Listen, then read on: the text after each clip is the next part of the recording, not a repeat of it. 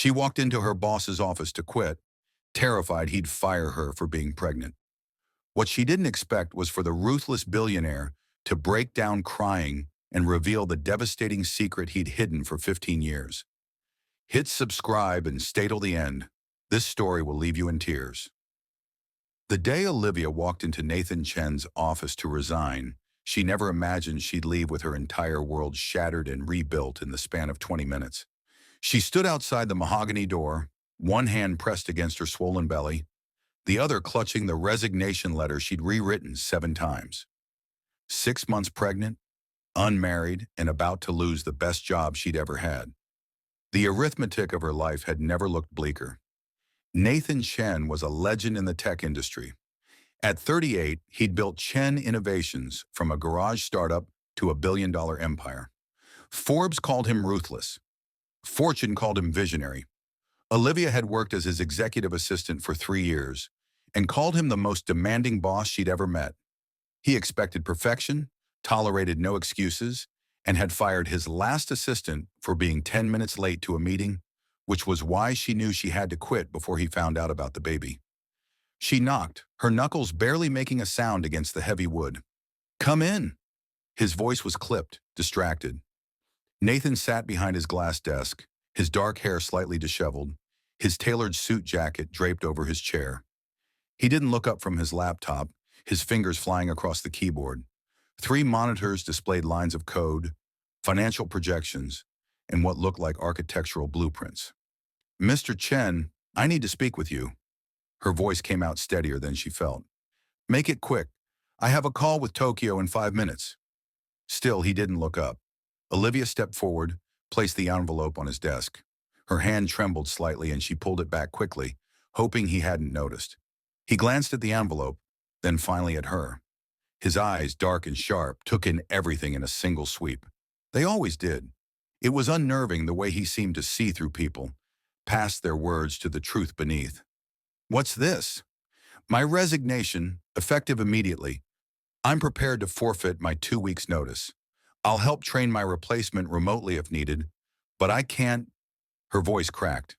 She swallowed hard. "I can't continue working here." For the first time in 3 years, Olivia saw Nathan Chen look genuinely surprised. He picked up the envelope, turned it over in his hands without opening it. "Why?" "Personal reasons." "That's not an answer, Olivia." He set the envelope down, leaned back in his chair. His gaze was penetrating, analytical.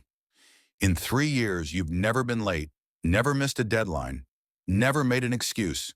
You've turned down job offers from 3 of my competitors. You negotiated a profit-sharing clause into your contract that I've never offered anyone else. You're not a quitter. People change. Not this drastically, not without reason." He stood, walked around the desk. He was tall, over 6 feet, and his presence had always filled whatever room he occupied. "What's going on?" Olivia took a step back, her hand instinctively moving to her belly. It was a small movement, protective, unconscious. But Nathan saw it. Of course he saw it. His eyes dropped to where her hand rested, then back to her face. Something shifted in his expression, a crack in the armor. "You're pregnant." It wasn't a question. Olivia felt her throat tighten, tears burning behind her eyes. She refused to cry. Not here, not in front of him. "Yes. And you think I'm going to fire you for it? I've seen how you run this company, Mr. Chen. Weakness isn't tolerated. Distraction isn't tolerated. I'll need time off. I'll be tired. I'll have doctor's appointments. I won't be the assistant you need anymore. So I'm making it easier for both of us." Nathan was quiet for a long moment. Then he did something Olivia had never seen him do in 3 years. He walked to his office door, locked it, and closed the blinds overlooking the main office floor. When he turned back to her, his face had changed. The mask of the ruthless billionaire had slipped, and underneath was something raw, something broken. "Sit down," he said quietly. "Mr. Chen." "Please, sit down, Olivia." She sat, confused, her heart hammering. Nathan didn't return to his desk. Instead, he sat in the chair beside her, which felt wrong, too intimate, too equal. "I'm going to tell you something I've never told anyone in this company," he began, his voice low. "When I was 23, I got my girlfriend pregnant. We were young, broke, still in grad school. I was terrified. I just dropped out to start this company. We had nothing but debt and dreams. Olivia stared at him, unable to process this vulnerability from a man she'd only ever seen as impenetrable. Her name was Jennifer. She was brilliant, studying medicine, had her whole future mapped out. And then she was pregnant, and everything changed. His hands clenched on the armrests. She told me one morning just like this, scared, apologetic, like she'd done something wrong. And his voice broke, actually broke. Nathan Chen, the man who'd negotiated billion-dollar deals without flinching, who'd fired executives without a second thought, who controlled his empire with an iron fist, had tears in his eyes. I told her we'd figure it out, that I'd take care of her, of the baby, that we'd build something together. He wiped at his eyes roughly, angry at his own emotion. 2 weeks later, she was gone. Car accident. A drunk driver ran a red light. She died instantly. The baby, he couldn't finish the sentence. Olivia felt her own tears spilling over, her hand pressed to her mouth. That was 15 years ago, Nathan continued. Every decision I've made since then, every ruthless move, every fired employee, every 60-hour work week, it's all been running. Running from the fact that I couldn't protect them, that I failed them. He turned to look at her directly, and Olivia saw the truth of his pain etched in every line of his face. You think I'm going to fire you for being pregnant? Olivia, you're carrying the most precious thing in the world. You're creating life. And you came in here terrified, apologizing, ready to throw away your career because you thought I'd punish you for it. He shook his head. If I'm the kind of man who made you feel that way, then I failed again. I've become the very thing I hate. The office felt too small, too charged with emotion. Olivia couldn't speak, couldn't process this revelation from a man she thought she knew. Where's the father? Nathan asked gently. The question opened a wound Olivia had been trying to keep closed. Fresh tears came, harder now. He's married, she whispered. I didn't know. He told me he was divorced, that the papers were being finalized. I believed him. She laughed bitterly. I was so stupid. His wife showed up at my apartment 4 months ago. She was pregnant too, further along than me. She screamed at me, called me every name you can imagine. And he just stood there. Then he told me to get rid of it, said he'd pay for the procedure, give me money to disappear. But you didn't. I couldn't. This baby, she placed both hands on her belly. This baby is innocent. And maybe I'm crazy. Maybe I'm ruining my life. But I can't give up on this child just because their father is a coward. Nathan was quiet for a moment. Then he stood, walked to his desk, and tore up her resignation letter. You're not going anywhere, he said firmly. You're taking paid maternity leave, as much as you need. When you come back, if you come back, your job will be waiting. If you decide to work from home, we'll make it work. If you need reduced hours, we'll make it work. Mr. Chen, I can't. You can and you will. And stop calling me Mr. Chen. We've worked together for 3 years. My name is Nathan. Olivia stood shaking her head. I don't understand. Why would you do this? Because someone should have done it for Jennifer. Because you deserve better than the hand you've been dealt. Because, he paused, seeming to struggle with the words. Because maybe this is my chance to do the right thing. The thing I never got to do. Over the next 6 months, Nathan became an unexpected presence in Olivia's life. He accompanied her to doctor's appointments when her friends were unavailable, claiming he had business nearby. He had his driver take her to and from work when her car broke down, and when she protested, he simply bought her a new one and told her it was a company vehicle. When her landlord raised her rent, citing the building's no children policy buried in the fine print, Nathan's lawyers descended like avenging angels and got her out of the lease with a settlement that covered 3 months of rent in a better apartment. Sophia Kim, the company's COO and Nathan's right hand, watched all of this with sharp, calculating eyes. She'd been with Chen Innovations since the beginning, had helped build it from nothing, and considered herself Nathan's true partner, even if he'd never seen her as more than a colleague. You're getting too involved, Sophia told Nathan one evening, cornering him in his office after everyone else had gone home. People are starting to talk. Let them talk. She's your assistant, Nathan. This looks inappropriate. It looks like favoritism or worse. I don't care how it looks. Sophia's expression hardened. You should care. We're in the middle of the quantum merger. Harrison Tech is looking for any excuse to back out. If they think you're unstable, distracted, having an affair with your pregnant assistant, I'm not having an affair with her. Then what are you doing? Sophia demanded. You're spending more time with her than you are on the business. You missed the shareholder meeting last week because you were at her ultrasound appointment. An ultrasound, Nathan? She had no one else to go with her. That's not your problem. Nathan turned on her, his voice cold. Yes, Sophia, it is my problem. Because I choose to make it my problem. Because unlike you, apparently, I still remember what it's like to be human. Sophia recoiled as if slapped. I've given 15 years to this company. I've sacrificed everything. Relationships, family, my entire life, to build this with you. And now you're throwing it all away for some woman who got herself knocked up by a married man? Get out, Nathan said quietly. What? Get out of my office. And maybe spend some time thinking about why the only life you have is this company, and whether that's really my fault or yours. Sophia left, slamming the door behind her. But she didn't let it go. 2 weeks later, Olivia was 8 months pregnant and still working. Though Nathan had reduced her hours and let her work from home most days. She came into the office only for important meetings, and even then, Nathan had a car service bring her. On a Tuesday morning, Olivia received an anonymous email. No subject line, just an attachment. She almost deleted it.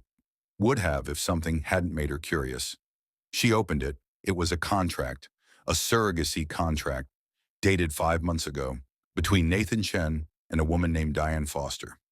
The terms were explicit. Diane would carry a child for Nathan, created through IVF, using Nathan's genetic material and a donor egg. In exchange, she would receive $500,000 in medical care throughout the pregnancy. Olivia's hands shook as she scrolled through the document. At the bottom was a note, seemingly from Nathan to his lawyer. Make sure this stays confidential. I don't want anyone knowing, especially not the office. If anyone asks about my interest in Olivia's pregnancy, this explains my renewed interest in the subject without revealing the truth. The world tilted. Olivia felt sick, felt stupid, felt used. All of it. The concern, the support, the emotional confession about Jennifer. It had all been practice. She was his test run, his way of preparing for his own child without revealing he was having one. She gathered her things with shaking hands and left the office without telling anyone. Nathan called her 7 times that evening. She didn't answer.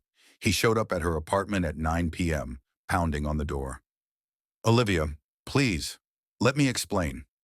She yanked the door open, the email printed out and clutched in her hand. Explain what? That I'm your charity case? Your practice round? That you've been using me to rehearse being a decent person before your real baby arrives? Nathan looked genuinely confused. What are you talking about? She shoved the papers at him. This, your surrogacy contract, your real child, the one you actually want. He took the papers, his face going pale as he read. Where did you get this? Does it matter? Is it real? Olivia, is it real, Nathan? Yes, he said quietly. But not the way you think. There's another way to interpret this? You're having a baby. You didn't tell me. And all this time I thought... Her voice broke. I thought maybe you actually cared. I do care. Nathan stepped inside, closing the door behind him. This contract is 2 years old, Olivia. 2 years. Before you even started working for me. She stared at him. What? After Jennifer died, I couldn't move on. Couldn't date. Couldn't trust anyone with that part of my life again. So I decided I'd have a child on my own. No relationship, no risk of loss, just me and a baby. He ran a hand through his hair. I went through with the IVF. Diane got pregnant. Everything was going according to plan. Then what happened? She miscarried, 3 months in, and I realized... He sat down heavily on her couch. I realized I'd made a terrible mistake. I tried to have a child the way I run my business. Controlled, transactional, emotionless. And even that wasn't safe from loss. Olivia sat beside him, the anger draining away, replaced by exhaustion. I canceled the contract, Nathan continued. Paid Diane the full amount anyway, plus her medical expenses, and I went back to burying myself in work. Until you walked into my office 6 months ago, terrified and brave, and I saw Jennifer all over again. Saw the chance I'd lost. Saw everything I'd been running from.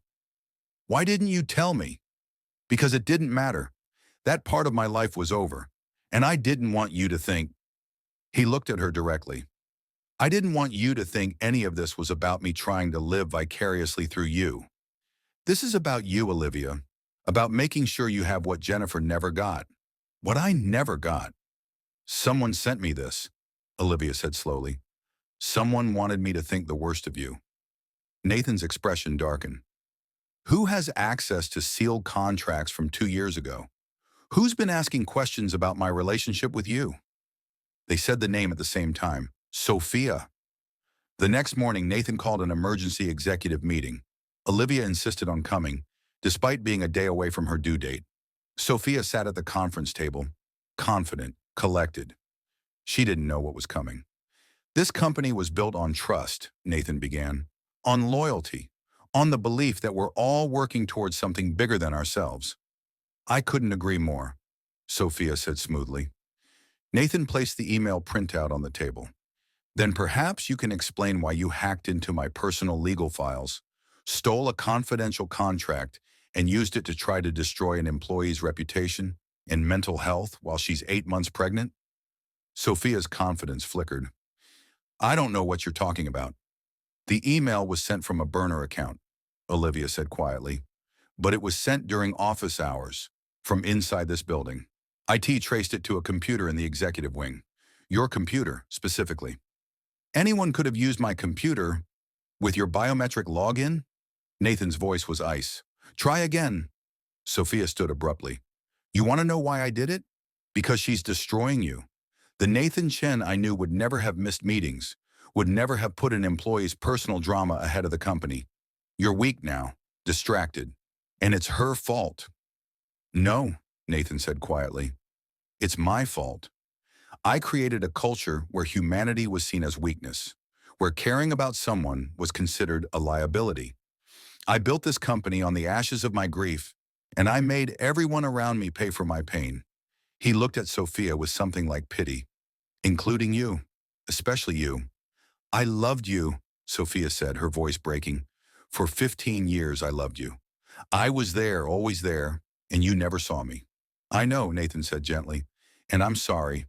I'm sorry I let you believe work could replace a life. I'm sorry I set an example that made you think love was weakness. But that doesn't excuse what you did to Olivia. What happens now? Sophia asked, her voice hollow. Now you're fired. And if you ever contact Olivia again, if you ever try to use anything you learned while working here to hurt anyone, I'll ensure you never work in this industry again. Sophia left without another word. 3 hours later, Olivia's water broke in Nathan's office. The next 14 hours were chaos, the rushed drive to the hospital, the labor that seemed to last forever, the pain and fear and overwhelming intensity of bringing a life into the world. Through it all, Nathan was there, holding her hand, coaching her breathing, being the support she'd never expected to have. When her daughter finally arrived, tiny and perfect, and screaming with outrage at the bright lights and cold air, Olivia felt something break open inside her. Every fear, every doubt, every moment of pain, it all crystallized into this single, perfect instant of meeting her child. She's beautiful, Nathan whispered, and Olivia saw tears streaming down his face. You want to hold her? He looked terrified. I'm not, please, Olivia said softly. I think you need to. Nathan took the baby with shaking hands, cradling her like she might shatter. He looked down at her tiny face, her unfocused eyes, her miniature fingers that wrapped around his thumb. And something in him that had been frozen for 15 years finally thawed. Hello, little one, he whispered. Welcome to the world. I promise you'll be safe. I promise someone will always be here for you. I promise, his voice broke. I promise you'll never doubt that you're loved.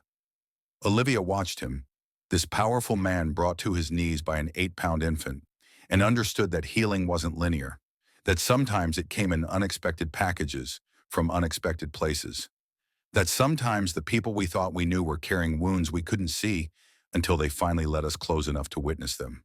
Her name is Jennifer, Olivia said softly, after someone who should be remembered. Nathan looked up at her, his eyes red and grateful and devastated all at once. Are you sure? I'm sure. Jennifer Chen, she paused. Actually, Jennifer Chen Okafor. I'm keeping my name, but I thought, if you'd like to be in her life, as her godfather, or however you'd like to be part of this, I'd want her to carry a piece of you too. I would be honored, Nathan managed. More honored than you could possibly know. 2 years later, Olivia was the chief operating officer of Chen Innovations.